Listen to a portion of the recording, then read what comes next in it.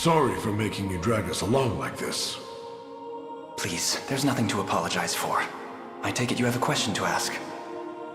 We want to see if this sage knows anything about the blue. It's the only reason we even got in here, so... I'll start by offering a prayer to the sanctuary.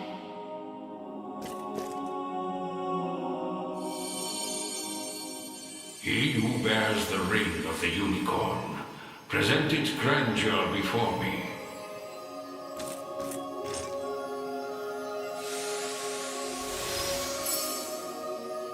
You've accomplished much, Ring-bearer. 'Tis no easy feat crossing a nation bound in the harshest of winters. I don't mean to interrupt, wise sage, but I was wondering if you could answer something for us. What exactly is the Pistorius Blue? You refer to the azure stone on your person, yes? It is magic made crystal, cultivated by the elves of yore. Long ago, when their kind still called Bastorius home. There were elves here? That era too saw Zenoira's reign encroach upon every region of Fevrith. The elves to the south, secure behind Ervelda's veil, espoused neutrality and insulated themselves in the forests of Elheim. Yet those in Bastorius did not possess such luxury. Instead, they forged a powerful crystal capable of transforming their bodies into those of colossal beasts. Thestrals. But they could turn themselves back, right? Such a technique did exist, yes. Though, unfortunately, it has long been lost to the passage of time. Should have guessed as much. Still, Zenoira must have had some reason for wanting the stone so bad.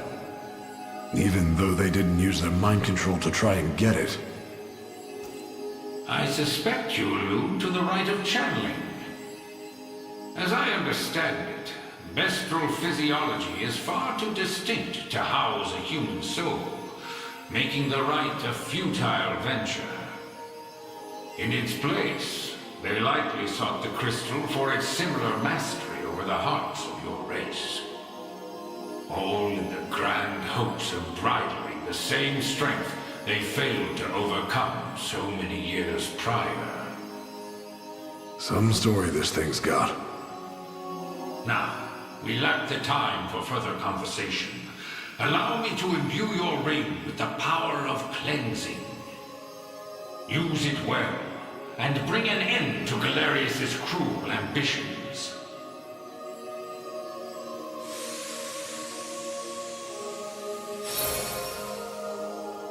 Your will is mine own, righteous Prince of Cornea. The ring's gotten stronger, Elaine. I can feel it. Ringbearer, the sanctuaries of Fevrith further seek your call. Deliver your presence unto each in turn, that we may aid you when the fated time arrives.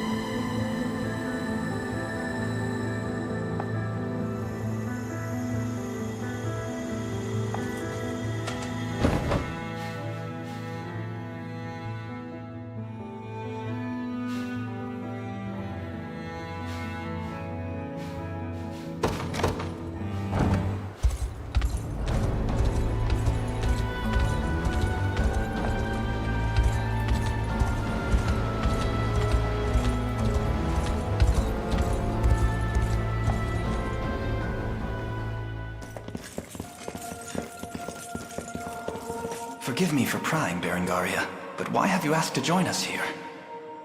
Boltro, I want to know more about the man who thinks he can tamper with other people's minds. I have a few other questions for this sage of yours, too. I'll start by offering a prayer to the sanctuary.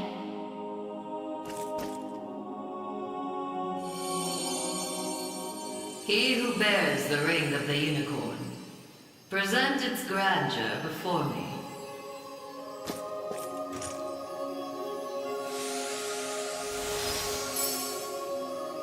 Excellent. Hope you're in the explaining mood, Sage. There's a sorcerer working with Galerius. Goes by the name Baltro.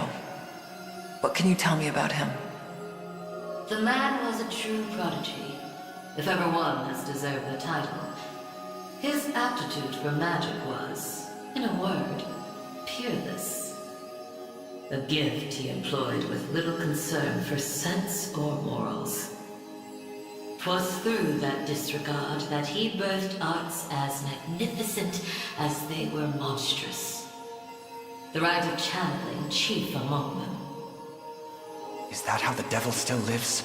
By possessing the body of another? Baltro himself has no need of such trickery. While the lost souls of ancient Zenoira's people have long stood confined within the sacred grounds of the sanctuaries, Baltro has remained in the realm of the living, sustaining his twisted physical form for centuries upon end. The lone survivor of a fallen empire. But if those souls have been locked away, how exactly was he able to summon them? With the crystal of transference, of course. A potent medium capable of circumventing the barred gate to the beyond. Once the desired soul was summoned, he wielded the rite of channeling to convey it into a yet living host. 'Tis a feat, I presume, only possible for a man of Baltro's infernal aptitude. Crystals of transference. I can't say I've ever heard of them myself. I bet they're real tough to come by. Otherwise, he'd have brought back the whole damn empire by now. You make a good point. I've got one more question for you, Sage. This armor I'm wearing, it's not the only set. There was another up in Albion recovered from the sanctuary when Zenoira first started knocking. Way I hear, it was the Pontifex who found it, gave it to a guy named Nigel not long after. So, I was wondering, this place have any old gear you're looking to part ways with? Alas, all armaments stored within these walls have long since been evacuated. Yet the power of cleansing remains pure and true. Grasp it tight, and it shall surely bring you succor in the days to come.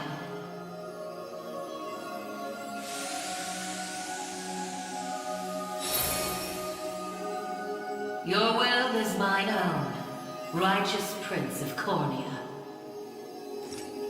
The ring's gotten stronger, Elaine. I can feel it. Ringbearer, the sanctuaries of Fefrith further seek your call. Deliver your presence unto each in turn, that we may aid you when the fated time arrives.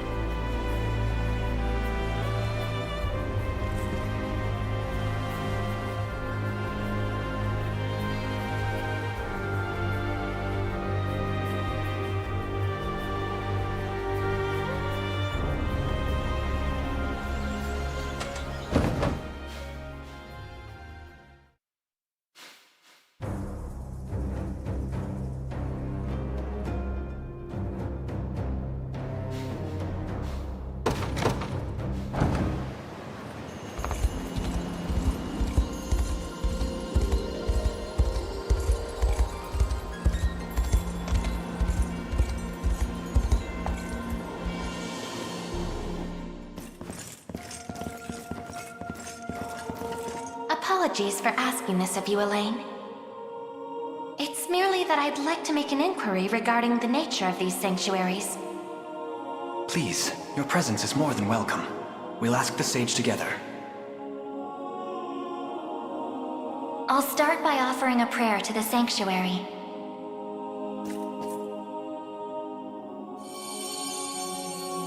He who bears the ring of the unicorn, present its grandeur before me.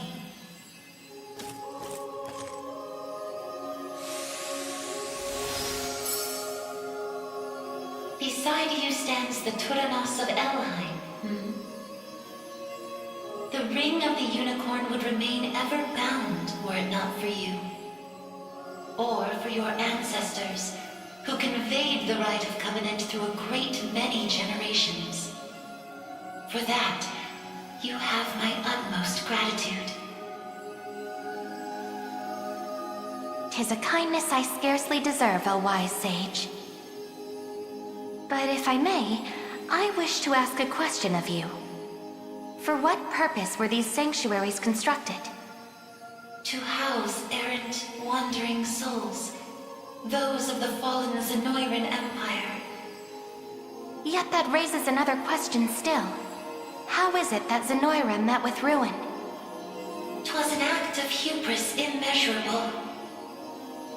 In search of the forbidden gift of immortality, their sorcerers made sacrifice of a divine being, the great and noble unicorn.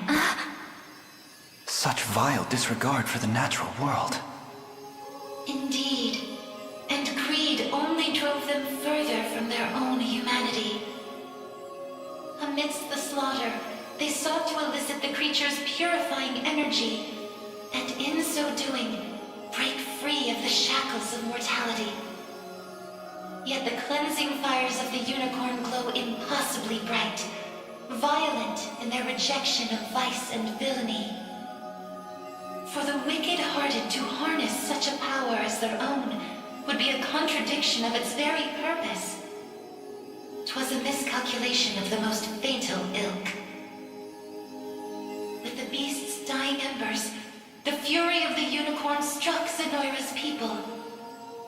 Their skin burned, their flesh was rent from their bodies, and their souls were condemned to wander for the rest of eternity. How horrible. 'Twas the greatest irony, then, that the rite proved a success in the end. From the ashes of tragedy rose but one survivor. A single girl, capable of communion with the divine unicorn her countrymen had so cruelly defiled. Aside the Pontifex of Albion and the elven Turanos, she set forth to deliver peace to the restless souls of Zenoira's citizens. A venture which saw them construct 6 sanctuaries spread through every land of Fevrith. Upon its completion, she rallied those loyal to her cause and founded a new nation, Cornea, of which she would become the first queen. And with the spirits of her brethren pacified at last, she relinquished the power she had never once wished to receive. 'Twas then that it was severed in twain, each half laid into a sacred relic, symbolic of her tale. The ring of the unicorn. And that of the maiden. Then the reason this ring answers to me alone is the royal blood flowing through my veins. Quite so. Your heart is that of the unicorn, fated to commune with a maiden true and fair. A destiny which culminated in the rite of covenant and the subsequent unbinding of the ring's true form. Now, the power of cleansing housed within these grounds will prove a great boon in the battle ahead. You need only accept its grace.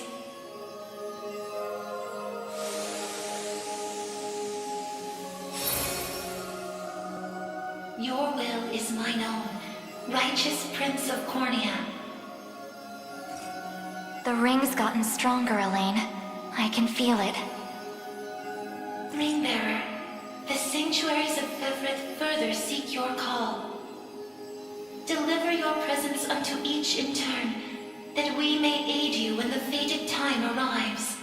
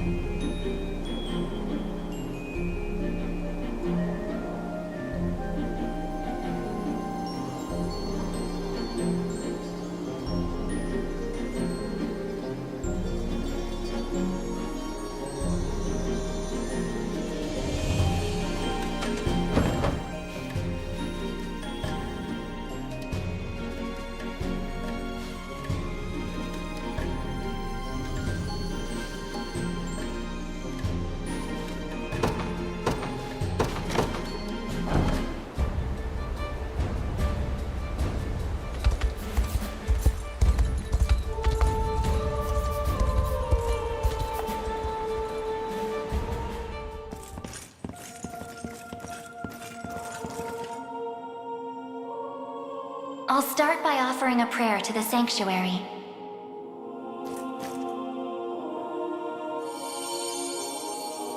He who bears the ring of the unicorn, present its grandeur before me.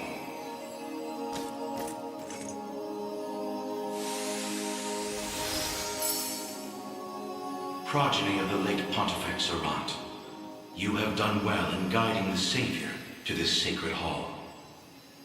You know of me? I do. Your father, under compulsion of Baltro's magic, destroyed the seal sheltered upon these grounds. A regrettable fate indeed. Excuse me the question, wise sage. Why is it that those of the pontifical lineage are able to break the sanctuary seals? 'Tis a tale even older than the Orthodoxy itself. But that's over 800 years. Indeed. I speak of ancient Zenoira and their sorcerer's quest for might beyond mortal bounds. A pursuit which brought them to Palavia and the holy power of the almighty Unicorn. Enraptured by its supreme brilliance, they began to experiment, using the citizens of Albion as their subjects. In time, those experiments birthed a new race entirely. The population you know as angels. That's not possible. Yet their only distinguishing feature were the wings on their backs, a mark of failure for the sorcerers who conceived them. The experiments continued unceasingly, but only one success emerged. A man capable of divine wonder. The first Pontifex. Yes, and the gift he bore was the means to lay wandering souls to eternal rest. But how does that relate to the seals? The purpose of Fevrith's sanctuaries is twofold. The first is to soothe the vengeful spirits of old Zenoira. The second is to accumulate an energy most sacred, the power of cleansing. Galerius impelled your father to set loose the souls bound to this sanctum, to break its seal as you know it. In so doing, he divested these grounds of one of their vital duties. But the other, the power of cleansing housed within, still remains undefiled by wicked intent. My father must have foreseen the breaking of the seals all those years ago. Which explains why he asked you to one day guide me here. To impart the power of cleansing upon my ring, so that we may stop Galerius before it's too late.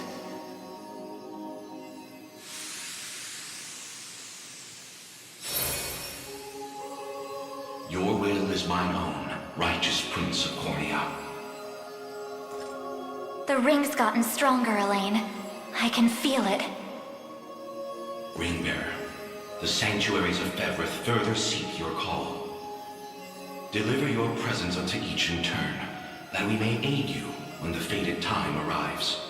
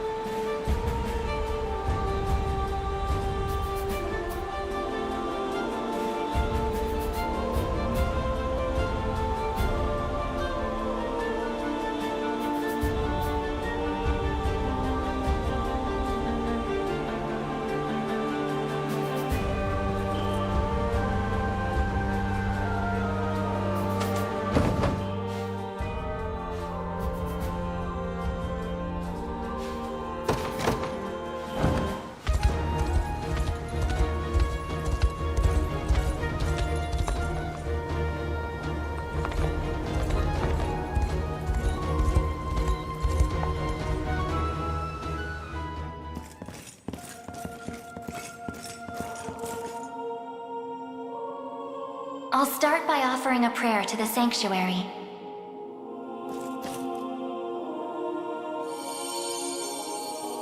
He who bears the ring of the Unicorn, present its grandeur before me.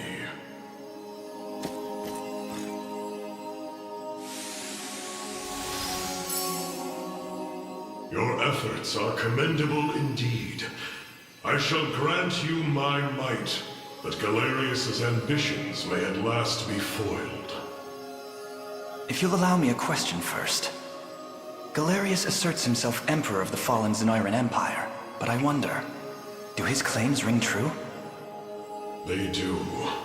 He is a man dangerous beyond all reason or belief.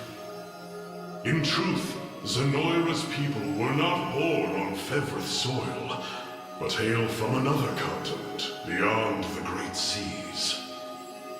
Their populace enjoyed countless years of peace and prosperity, ushered in by magical advancements of the highest order. Yet, after a contested succession sparked civil war, the very magic which once enhanced their lives now stole them away instead. And by the day Galerius emerged victorious, Zenoira was naught but barren wastes, inhabited chiefly by the corpses of the damned. Faced with such cold conclusion, most would have considered him a king absent a kingdom. Yet Galerius would not be denied his reign. Mustering what few pitiful subjects remained in the realm of the living, he set off to seize a new shore as his own, Fevrith.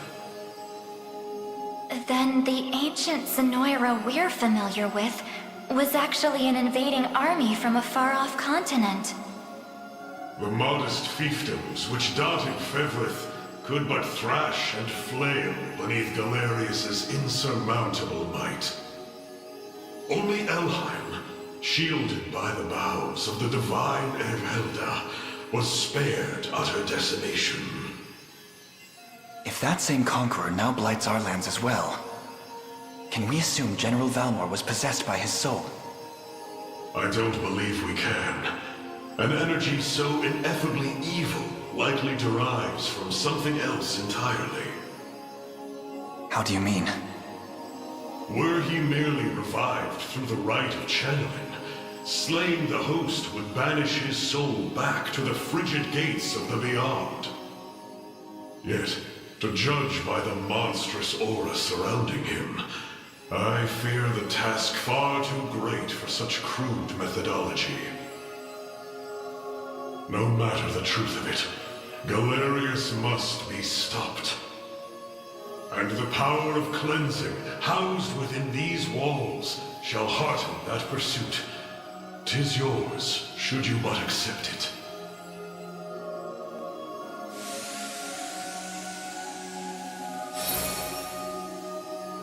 Your will is mine own, righteous Prince of Cornea.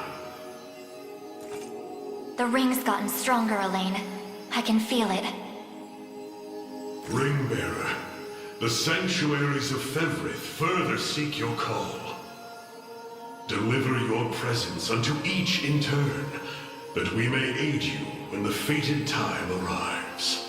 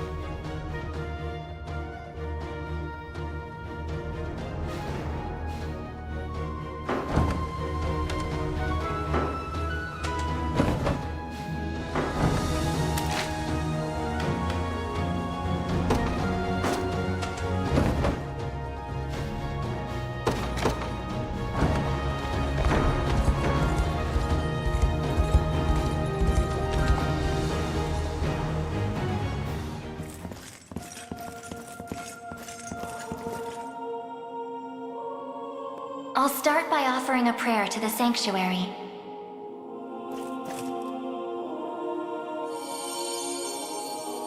He who bears the ring of the Unicorn, present its grandeur before me.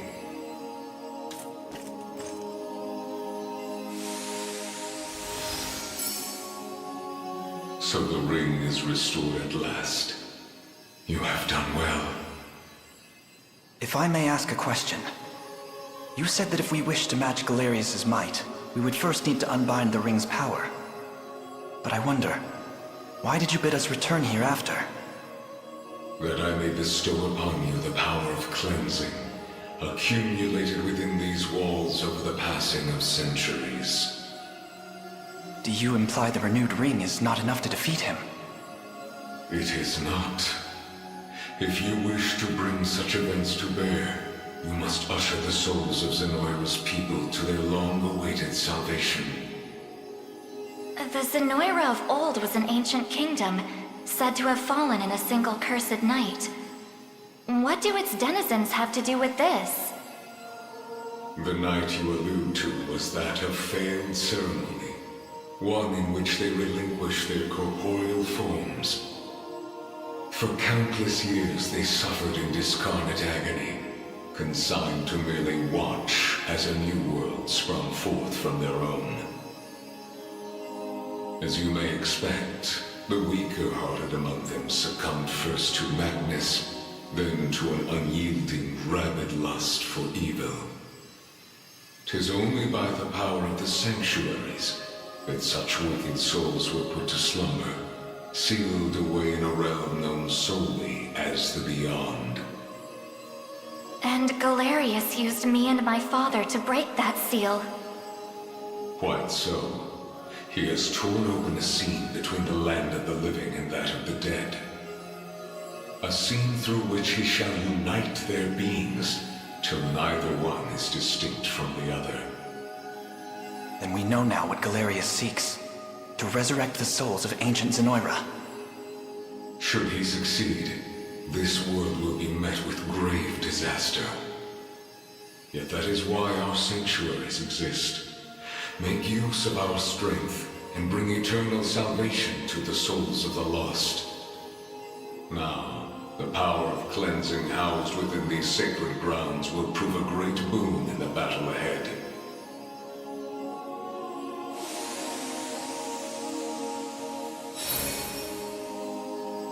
Your will is mine own, righteous Prince of Cornea. The ring's gotten stronger, Elaine. I can feel it. Ring-bearer, your pilgrimage is fulfilled, and so too is the ring of the Unicorn. Deliver your presence unto the decisive conflict, that we may aid you when the fated time arrives.